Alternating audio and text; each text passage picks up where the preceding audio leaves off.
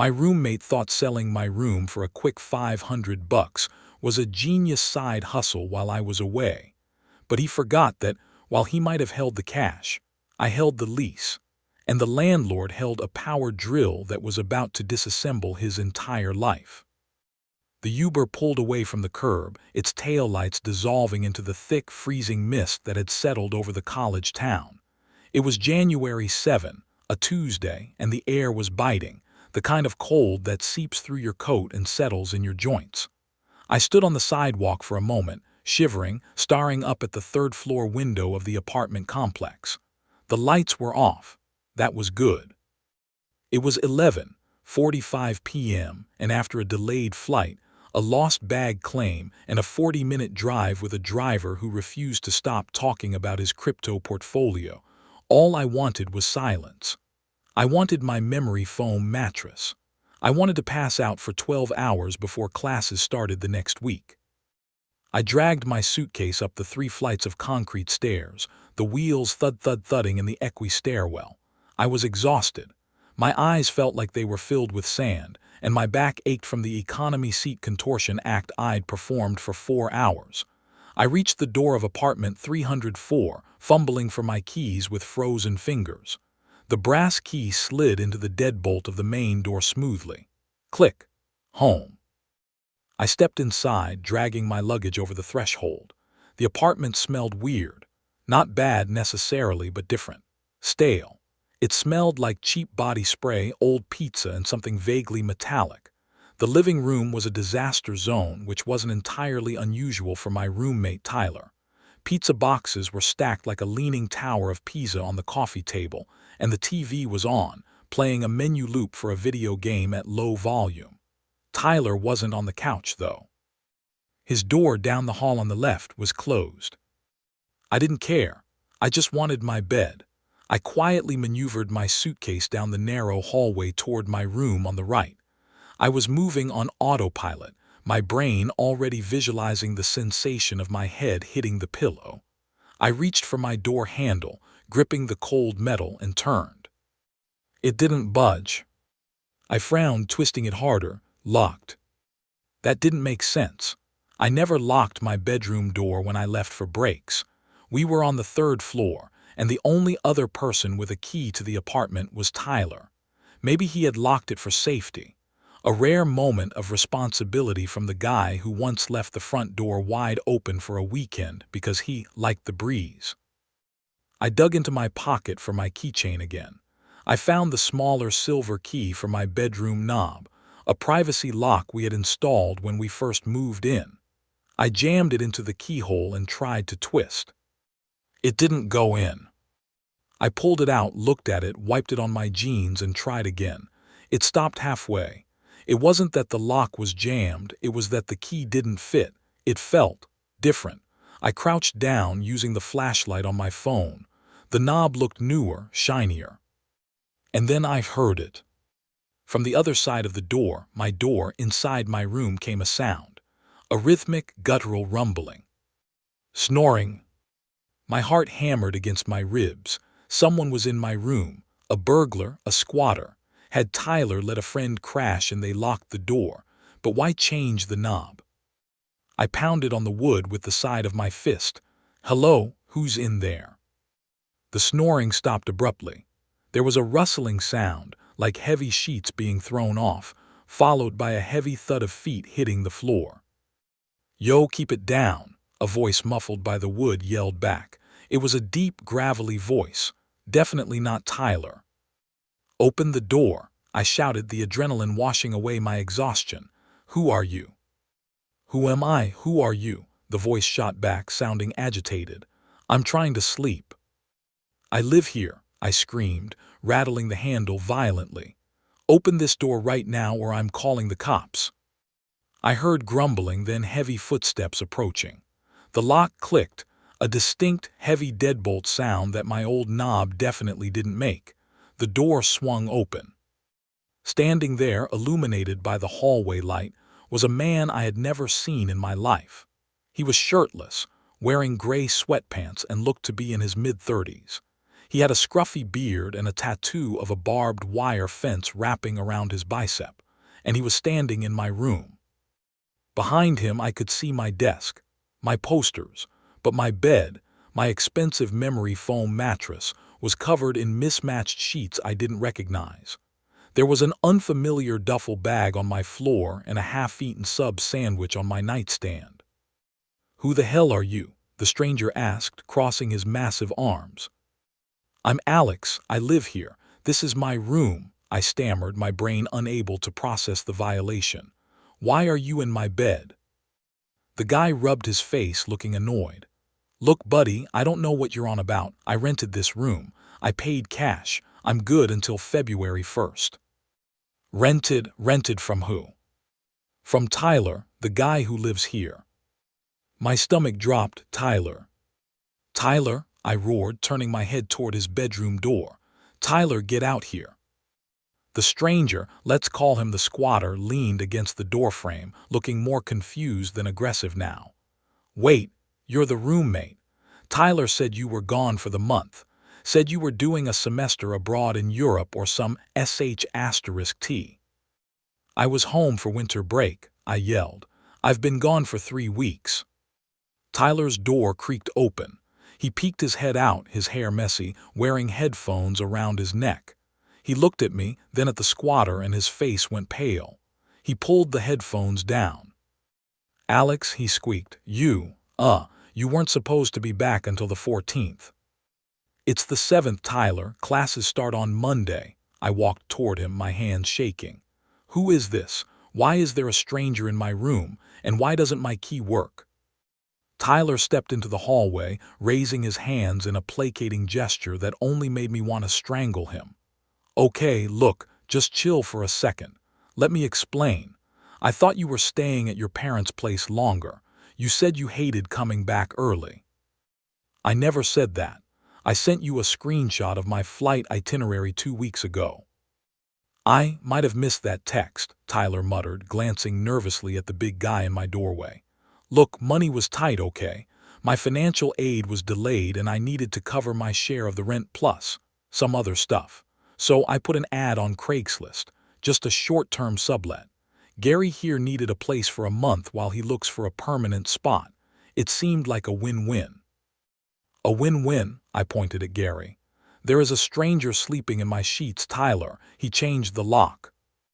"Yeah," Gary chimed in, stepping forward. "I put a locking knob on for privacy. I got expensive equipment in there. Tyler said it was cool." "It is not cool," I shouted. "Subletting is illegal in our lease, Tyler, you know that. If Henderson finds out, we're evicted." "That's why you're not gonna tell him," Tyler said, his voice dropping to a desperate whisper. "Look, Alex, Gary paid me $500 for the month. I already spent it. I can't give it back. Look, you can sleep on the couch for a week, or in my room on the floor. Gary moves out on the 1st, we change the lock back and no one ever knows. I'll buy you beer for a month." I stared at him. The audacity was breathtaking. He had sold my sanctuary, my private space, to a random man from the internet for $500, and now he expected me to sleep on a lumpy, stain-covered couch in the living room while a stranger sweated into my mattress. "No," I said, my voice shaking with cold rage. "Absolutely not. Gary, I'm sorry, but you have to leave. Tonight. This is an illegal sublet. You have no right to be here." Gary's posture stiffened. He stopped looking confused and started looking angry. He crossed his arms again, his biceps bulging. "I ain't going nowhere," Gary rumbled. "It's 12 a.m., it's freezing outside, I paid my money, I got a receipt. I got a signed piece of paper from him." He jerked a thumb at Tyler. "That's a contract. You got a problem with your roommate, that's on you. But I paid for the month and I'm staying for the month." "You can't stay here," I insisted. "It's my room." "Possession is 9/10 of the law, kid," Gary scoffed. "And I got the key. You don't." He turned around, walked back into my room and slammed the door. I heard the deadbolt click shut. I turned to Tyler. He was biting his lip, looking at the floor. "You have to fix this," I said. "Get him out, give him his money back." I told you I don't have it, Tyler hissed. I paid off my credit card, it's gone. Alex, please just work with me here. If you kick him out, he's gonna want a refund, and if I can't give it to him, he might. I don't know, sue me. Or beat me up, ideally both. Just sleep on the couch, it's not that bad. I looked at the couch. It was covered in crumbs. I am not sleeping on the couch, I said, and I am not letting a stranger live in my room. Well, what are you gonna do? Tyler snapped, getting defensive now that his pleading hadn't worked. Call the cops. They'll say it's a civil matter because I let him in. They won't do anything tonight. You're stuck, dude, just deal with it. He turned to go back to his room. We'll talk in the morning. I'm calling Henderson, I said. Tyler froze. His hand hovered over his doorknob. He turned back slowly, his eyes wide with genuine terror. Mr. Henderson was our landlord. He was a 60-year-old ex-Marine who managed the building himself. He had a zero-tolerance policy for everything. No pets, no noise after 10 p.m., and definitely, absolutely, no subletting. You can't, Tyler whispered. He'll evict us, both of us. You'll lose your apartment too. I'd rather be evicted than live with a stranger in my bedroom, I lied. Actually, I was banking on Henderson liking me. I paid rent early. I fixed the sink myself last month. Tyler was late constantly. Alex, don't, Tyler pleaded, coming back toward me. I'm serious. Don't blow up our lives over a week of discomfort. It's 3 weeks, Tyler, and he changed the lock. He damaged the door. I pulled my phone out. I had Henderson's personal cell number saved for emergencies. He won't pick up, Tyler said. It's midnight. He wakes up at 4 a.m. to run, I said. He sleeps light. I pressed call. Tyler lunged for the phone, but I sidestepped him. I put it to my ear. It rang once, twice. This better be a fire, Alex. Henderson's voice grated out, rough and alert. Mr. Henderson, I'm sorry to wake you, I said, my eyes locked on Tyler's pale face. But I just got home from break, and I can't get into my room. Tyler rented it out to a stranger on Craigslist. The guy is in my bed. He installed a new deadbolt on my door, and he refuses to leave. Silence on the other end. A heavy, dangerous silence. He did what? Henderson asked. The volume was low, but the intensity was high. He sublet the room. The guy says he has a contract from Tyler. He's refusing to open the door. I'm 5 minutes away, Henderson said. Don't let anyone leave. The line went dead. I lowered the phone. Tyler looked like he was going to vomit. You killed us, Tyler whispered, packing in a tight circle in the hallway. You actually killed us. Henderson is crazy. He's not just gonna kick Gary out, he's gonna throw all our stuff on the street. He's going to throw your stuff on the street, I corrected him, leaning against the wall and crossing my arms. My fatigue had morphed into a cold, hard resolve. I didn't break the lease. You did. It's a joint lease, Tyler hissed. If one goes, we both go. That's how it works. We'll see, I said. Inside my room, I heard Gary moving around. The conversation had obviously been loud enough for him to hear. The door opened again. Gary stood there, looking less aggressive and more wary. He was wearing a t-shirt now. Who's Henderson? Gary asked. The landlord, I said. He's on his way. Gary scoffed, but there was a flicker of uncertainty in his eyes. I don't care about no landlord. I got tenant rights. Once I'm in, you have to go through the courts to get me out. Takes 30 days minimum. I know the law. You're not a tenant, Gary, I said. You're a trespasser who paid a scammer, and you damaged the property by changing the lock. Henderson isn't the kind of guy who waits for court orders when someone drills holes in his doors. I didn't drill nothing, I just swapped the hardware, Gary muttered. Look, I ain't trying to cause trouble, but I paid $500. I ain't walking away from that. Talk to him, I pointed at Tyler. Tyler was hyperventilating. Gary, man, maybe you should just go. I can pay you back later in installments. Gary laughed, a harsh bark of a sound. Installments? You think I look like a bank? No, I stay until I get my cash or my month. He went back into the room and slammed the door again. Click. We waited. The silence in the apartment was heavy, broken only by the distant hum of the refrigerator and Tyler's erratic breathing. I sat on my suitcase in the living room. Tyler sat on the couch, head in his hands. 10 minutes later, heavy boots stomped up the stairwell. There was no hesitation, no fumbling for keys. The front door flew open as if kicked. Mr. Henderson stood there.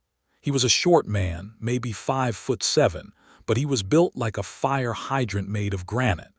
He was wearing a heavy canvas coat over pajama pants and boots, and in his right hand, he held a terrifyingly large yellow DeWalt power drill. In his left hand, he held a crowbar. He didn't say hello. He stomped into the living room, bringing the cold air with him. He looked at me, then he looked at Tyler. His eyes were like lasers. "Which door?" Henderson growled. I pointed down the hall. "Mine, the one on the right." Henderson marched down the hallway. He stopped at my door and examined the knob.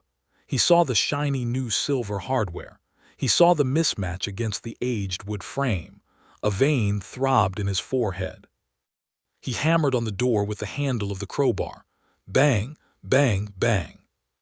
"Open up," Henderson barked. "Property management."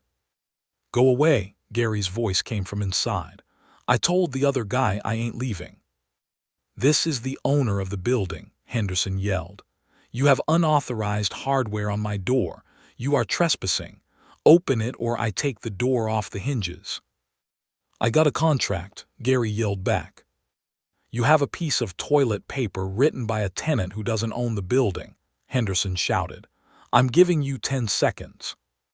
"Come in and I'll sue," Gary threatened. Henderson didn't count. He didn't wait. He just jammed the crowbar into the gap between the door and the frame near the strike plate. He braced his boot against the wall and heaved. There was a sickening crack as the wood of the frame splintered. The cheap new deadbolt held for a fraction of a second before the frame gave way. The door popped open, swinging wildly and hitting the wall inside. Gary was standing in the middle of the room, holding a baseball bat. He looked shocked. He clearly hadn't expected the door to simply cease to function. Henderson stepped over the splintered wood, raising the drill like a weapon. "Drop the bat, son. You're in a world of hurt." Gary looked at Henderson, then at the crowbar, then at the drill. He looked at the shattered doorframe.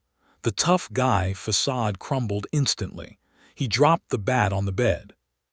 "Look, man, I didn't know," Gary stammered, holding his hands up. "Get out," Henderson said, his voice dangerously calm. "You have 5 minutes to gather your trash and get off my property. If you are here in 6 minutes, I'm calling the cops and having you arrested for breaking and entering and destruction of property." "But my money," Gary started. Henderson spun around and pointed the crowbar at Tyler, who was cowering in the hallway. "He has your money," Henderson said. "Take it up with him outside." Gary scrambled. He grabbed his duffel bag. He shoved his clothes into it. He grabbed the half-eaten sandwich. He didn't even fold the sheets. He just ripped them off the bed and stuffed them in the bag. 3 minutes later, Gary brushed past me in the living room, his face red with humiliation and anger. He stopped in front of Tyler.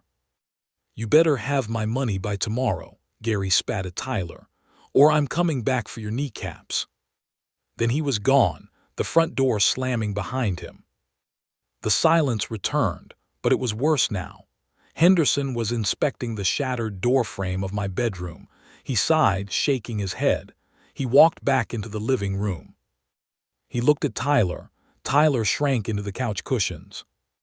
"You," Henderson said, pointing a callous finger at Tyler. "You are done. Pack your bags." "Mr. Henderson, please," Tyler begged, tears actually forming in his eyes. "I messed up, I know. I'll pay for the door. I'll pay extra rent. Please, I have nowhere to go." "You violated Clause 4, Section B, no subletting. You violated Clause 9, no alterations to locks or fixtures. You endangered the other tenant," Henderson recited from memory. "I don't want your money. I want you out. You represent a liability I am not willing to insure." He reached into his heavy coat pocket and pulled out a folded piece of paper. He slapped it on the coffee table. "3-day notice to quit," Henderson said. "It's standard procedure for a lease violation of this magnitude. You have until Friday at noon. If you aren't gone, the sheriff comes next." Tyler sobbed. Henderson turned to me. I braced myself. "You," he said. "Yes, sir." "Did you know about this?" "No, sir. I just walked in from the airport." "Show me your baggage claim ticket." I blinked. "What?" "Show me the ticket. Prove you just got here." I dug into my pocket and pulled out the crumpled boarding pass and the luggage tag receipt. Henderson took them, examined the dates and times under the light of the hallway. He nodded. "All right," he said, handing them back. "You stay, but you're responsible for the full rent starting next month until you find a roommate I approve. No Craigslist idiots." "Understood," I said, breathing out a sigh of relief that nearly collapsed my lungs. "I'll be back tomorrow morning to fix the door frame," Henderson said. "I'm charging the repair to his security deposit." He gestured at Tyler. "And I'm keeping his deposit for the broken lease." Henderson walked to the door.